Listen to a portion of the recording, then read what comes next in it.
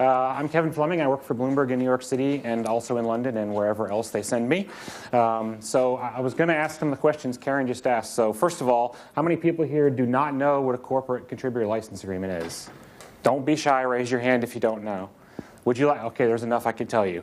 So there are some open source projects that when you want to contribute to them, in addition to whatever open source license the code is distributed under, which of course your code is a derivative of, also require you to sign an additional agreement, which could be for a variety of reasons. We're not going to go into the many reasons why those exist, because that would be a day-long discussion on its own. But this talk is about the practicalities of being a large company, which I work for a large company, and wanting our developers to be able to contribute to those projects and having to deal with the mechanics of doing this, that sort of thing. You've probably all experienced, if you've ever contributed to an open source project, the wide varieties of ways they accept patches, and then the way they do code reviews, and the way they discuss code, and all those kinds of things. And you would prefer, of course, a simple, easy-to-navigate process. What I'm going to talk about here is I would prefer a simple, easy-to-navigate process when one of our developers wants to contribute to one of these projects. So I'll make sure I try to get these slides in a reasonable place. So I have been contributing to open source software for a very long time. We'll not say how long, because you know how old I was. I have run projects. I've actually been on both sides of this equation. I used to run a project that used a contributor license agreement, and which it still does. Now I'm on the other side. I work for a company that produces open source software as a small part of what we do. Our primary business is commercial software and data services. But we use open source software heavily, and so we end up, of course, contributing to those projects. So the ubiquitous slide for this room: I'm not a lawyer, not your lawyer, don't play a lawyer on TV. If you take any of this as legal advice, you're entirely on your own. So, and unfortunately, because I couldn't use the slides in my original form, I didn't get to have these lines show up as I press the button, so you get to see the answers to the questions before I get to ask them. This was going to be the softball question for Richard to answer, because he's the one who would have answered this. So, as you might imagine, when someone comes to us and wants to contribute to an open source project, the simplest option is when that project doesn't require any contributor license agreement at all. We can just go look at what open source license is distributed under, look for any other interesting potential caveats that might be associated with that project, and then say, go ahead, you're all set. There are some projects who don't want to go to the extent of having a contributor license agreement, which is great, but they still want each contribution that comes to the project to have some explicit acknowledgement of the fact that, yes, I do intend to give this to the project. And so some time ago, I don't remember how many years now, I'm sure someone in the room can tell me, this thing called the Developer Certificate of Origin was created, which is a very straightforward attempt to solve that problem. It basically is a very small process that the developer can use to say, yes, I am giving this contribution to the project, and I certify that it's either my work or that I have permission to give it to you under the terms of the license that the project uses. It would be wonderful, in the ideal fantasy world, if that was the end of this. If we did not have to do individual contractual agreements to contribute to some projects. Unfortunately, many projects have been told by their attorneys or others that they do need to have them, so we have to deal with this. So, this is unfortunate, because I would have had been able to go through this much more easily. But in our company, and which is probably true in many large companies, there are going to be at least 4 people involved when an employee wants to begin contributing work that they've done at the company. So it's property that belongs to the company, not something they did on their own spare time or on their own computer or whatever. They want to contribute that to an open source project, and that open source project requires a contributor license agreement to be signed. Obviously, you've got the developer that wrote the code in the first place. You have someone from the company's legal team, because this is a legal agreement that the company is going to be signing. It gives permission to some greater or lesser degree for this project to use intellectual property that was created and owned by the company. So obviously the company's legal team, whether that's internal or external counsel, is going to want to review that agreement. Then, of course, you're going to have someone in the company who has the authority to sign agreements giving away the intellectual property of the company. That's not a trivial thing.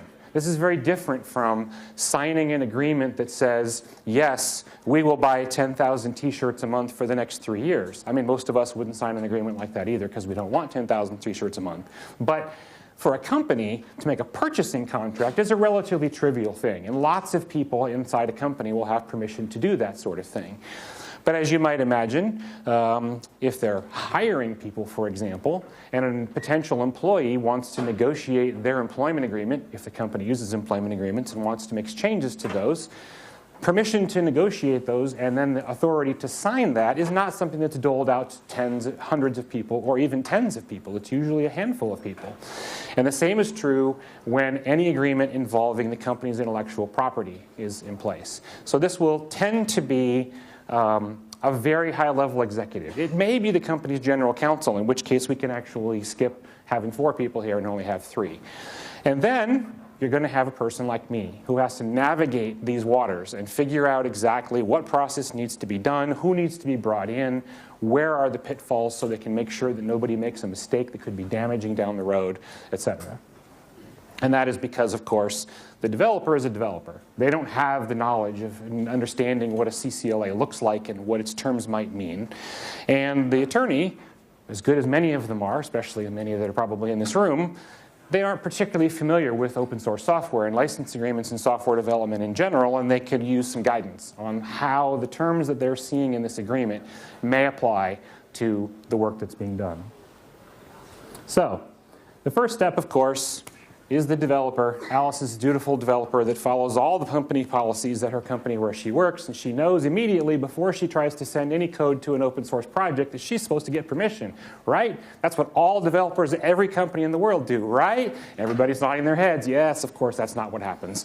But anyway, let's assume, of course, that that's what happened. And so Alice does the right thing, and she makes a request however that's supposed to be done. Email, phone call, instant message, some sort of ticketing system, which is what we use, something like that. That's going to get routed to the person who gets to decide how this is going to proceed. That's me in our company.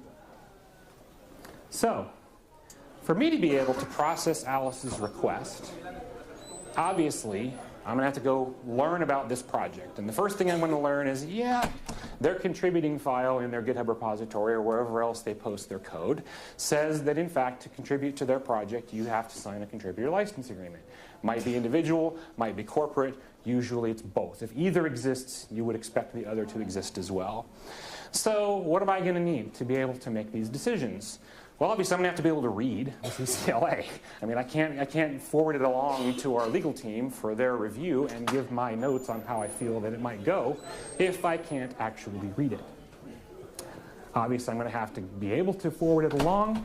I'm going to have to be able to have the person who signs this agreement be able to do so. That seems like a trivial thing to have to say, but just wait till the next slide. And then, of course, once the agreement is signed, that agreement can cover, and hopefully would cover, all employees at our company who want to contribute to that project. We hope to not have to do a single explicit agreement for each employee. That's a lot of work. As you might imagine, if you're working in a company that has, let's say, 20,000 employees around the world, which is roughly what we have, getting time on the calendar of the CTO or some other C-level executive in order for them to sign an agreement that they don't even understand is a non-trivial thing. I don't want to have to do that any more often than I have to. So, I've been doing this now at my current employer for a little over 4 years. When I joined, we didn't have very much open source contribution going, so that was fun for me. I got to build all of this from the ground up. But that means, of course, I've been exposed to lots of different things that open source projects have chosen. And these are some examples. Some of these are really awesome. I've also forgotten many more than I put up here, which is probably because I didn't like them very much. But the first one goes back to that readability thing. I have literally gone to a project's website, clicked the link that says, click here to learn how to sign our corporate contributor license agreement, and ended up in Adobe Sign, which used to be called EchoSign, or DocuSign, looking at a 3rd or 4th generation scanned copy of an agreement that's, faxed and off-skewed and speckled and everything else. And it's like, really? They expect somebody at a big company to read this and sign it? That's not going to happen. Not only that, of course, I can't pull the text out and have our attorneys review it because it's not in a form that I can do that. I've seen projects that have individual contributor license agreements, but no corporate contributor license agreement. That's just a failure on their part to understand that the contributions that they receive are not always going to be owned by individuals. In some cases, they are going to be owned by companies or other legal entities that are not people. Let's see, I'll skip the other ones. Oh, number 2. That's the most fun one. I'm not going to name any names here because that's not fair. But there is a large group of projects that are open source projects that use very friendly open source licenses and are really fun projects to work on, and we use many of them. And when you go to the project's source code repository and you look at the contributing file and it says, hey, if you want to learn about how to contribute to our project, click here, you land on their developer website, which requires you to log in to their social network in order to proceed to even find out what the terms of the agreement might be. You can imagine how much I'm willing to use my personal social network account, should I happen to have one on that network, in order to just review the terms of the agreement. You can imagine how much fun it would be when I went to the general counsel of our company and said, yeah, for you to return this, you're going to have to also log into the social network in order to read. And then it gets a step further. The CTO has to sign this. So I have to have the CTO go log into the social network. This is clearly not useful. So I'm going to go quickly through the rest of these. I'll take questions at the end. I'll go quickly through the rest of these because unlike good slides, I actually have lots of text on these, and you can read all of these, and of course they're on the FOSDEM website. It's actually where I'm presenting them from, so you're welcome to review them later. But these are the things that I need in order for me to be able to do my job well, and for me to do my job well means we get more contributions given to projects that want them, which is of course what most open source projects want. So I need the text. I need it in a form that I can copy it around and hopefully not ever try to edit it because that would not be fun, but to at least be able to copy it around. More importantly, it's a document. It's like a piece of source code. Over time, it can change. People will be notified that maybe terms in the agreement might not apply the way they thought they did because they were drafted by a US lawyer, but the laws in the EU are different, and so maybe some additional terms need to be added or something needs to be changed. Or in cases where you have well, this I guess is true in the EU as well, where you have moral rights. If the agreement does not contemplate those at all, there are some people who won't sign them because the agreement doesn't even say anything about moral rights and they want it explicitly stated. So over time, the agreement's going to change. You can imagine how much fun it is when I download the agreement, send it off to the legal team for review. That takes time. I mean, days, hopefully, maybe sometimes weeks, depending on how busy they are. Then I have to get scheduled time for it to get signed. When I bring it up for someone to sign it, I have to verify letter by letter that it is exactly the same as the one that we reviewed because these documents never have version numbers. They don't have any way to know whether there's been an intentional change or not, let alone an unintentional change. That's not good. The next thing, projects get told they need to have contributor license agreements. What most projects should do, like they do when they pick an open source license, they should go to the OSI website and say, look at all these licenses we have to pick from. Let's pick one and use that. We've apparently, although not completely, but we've apparently gotten beyond the next major open source project is going to roll its own license. Those days were not fun. We're glad to be beyond them. We're not beyond them for contributor license agreements. Projects and companies behind them in some cases will just decide they're going to write their own. You can imagine then the legal team takes much longer to review them because they're completely new. They've never seen this before and they don't know what it might mean.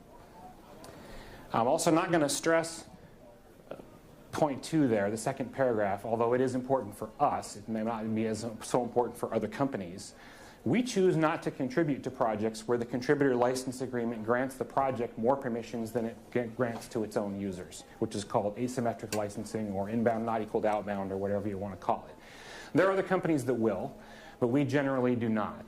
So if you are contemplating putting a contributor license agreement in place on your project and you are going to demand more rights from the contributors than you're then going to give to the people who get the software out from you, that may very well mean that some companies choose not to contribute to your project. So keep that in mind. This is going to seem silly, because here we are in a room full of geeks doing all these wonderful things that we do in 2017, and yet the simplest and most reliable way to execute a corporate contributor license agreement is literally by printing it out, getting someone to sign it, and then scanning that and emailing the result to whoever needs it. We are capable of using fax machines. I think I know where the one is on the floor that I work on, although I haven't probably touched it in 2 years, but I could if I had to. It's unfortunate that this is the case, but this is the case. There are also online platforms for doing signing of documents. I mentioned names of some earlier, and there are others. The problems with all of them is that they require the person who's looking at the document to be the person who's going to be signing it. That's not the case until you get to the very end of the process. There's at least 2 other people who are going to be reviewing the document. I guess I just kind of covered that. I would also mention here, of course, that if you have taken my advice and put some sort of version number, or preferably even a content hash, as a tag on your document, that when we go to sign it on the online execution platform, it should prominently present that same exact version number. So that if it turns out you have changed the document since we reviewed it, we'll at least know that you changed it. And then this is one that's important as well.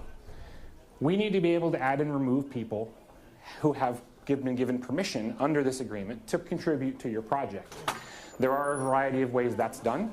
Some of them, it's by just sending an email to one of the project leaders and saying, hey, add this person, and here's their GitHub or their account or their user email address or whatever that might be.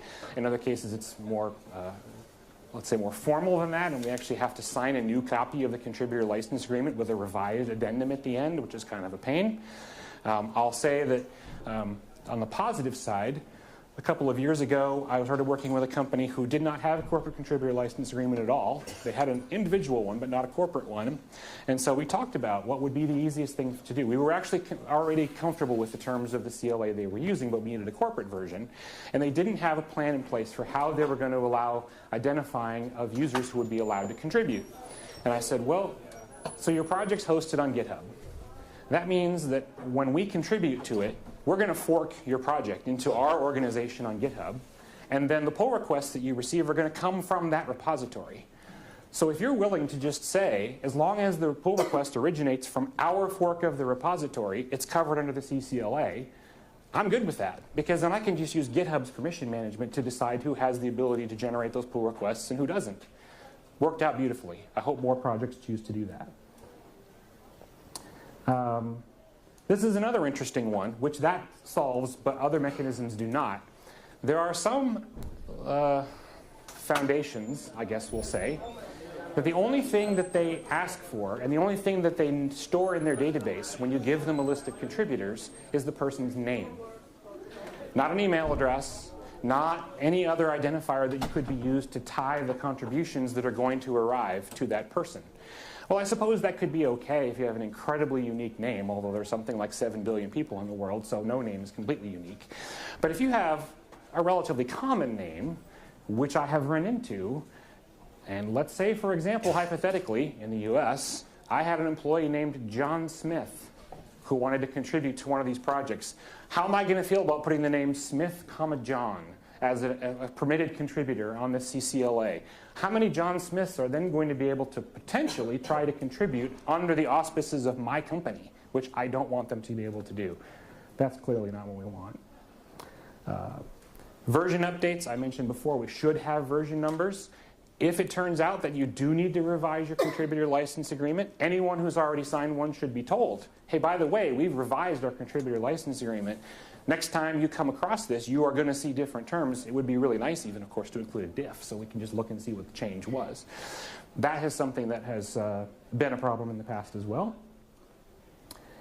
And then we also need consistency. We need to understand when you're going to require us to do this, when we're going to need to tell you who people are. There is yet another unnamed, but people will know who they are quite easily. Large foundation with hundreds and hundreds of projects that has very well-stated policies for when contributor license agreements are required. They're on their website. They've been there for years and years and years. They're easy to understand, and yet they're not followed. Many projects choose to do more relaxed versions of these policies because of all the complications I've been talking about. They don't want to have to do this for someone who's just going to send them one patch or 2 patches. We don't want that. And I'm going to skip through this. So, for those of you in the audience who are software developers, this is what I want. I want to be able to come to your project and say, wow, this is almost exactly the same as I've seen 26 times before. Yes, there's little tiny details that are different, but that's what I want. And this is all because we actually do want to contribute to your projects. If you make it difficult for us, we won't be able to contribute to your projects, and you won't benefit, and we won't benefit. And that's that. I'm already being told my time is up, which of course was partly because of the laptop problems. But thank you very much. I'm happy to take questions out in the hall when we're done here. Thanks.